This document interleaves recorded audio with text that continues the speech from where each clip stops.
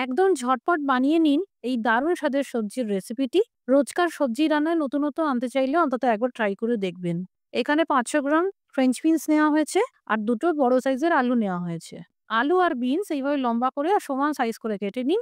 কড়াইতে সর্ষের তেল গরম করে ফোড়নে ভেজে নিন দুটো শুকনো আস্ত লঙ্কা, ১ চামচ কালো জিরে, ২ চামচ আদা বাটা, সামান্য জল দিয়ে দিন যাতে পুড়ে না যায়।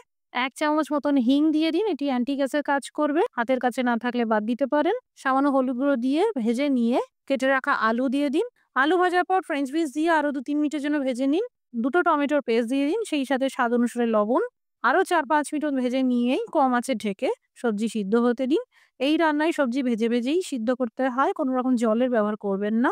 ১ চামচ কাশ্মীরি লঙ্কার গুঁড়ো, ১/২ চা চামচ ঝাল লঙ্কার গুঁড়ো, ১ চা চামচ ধনের গুঁড়ো দিয়ে ভালো করে মিশিয়ে নিয়ে ৪-৫ মিনিটের জন্য কম আঁচে ঢেকে সিদ্ধ করুন। সবজি সম্পূর্ণ সুসিদ্ধ হয়ে গেলে সবশেষে ১/২ চা চামচ গরম মসলার গুঁড়ো মিশিয়ে দিন। তৈরি হয়ে গেল আলু বিনস মাসালা সম্পূর্ণ নিরামিষ পদ্ধতিতে।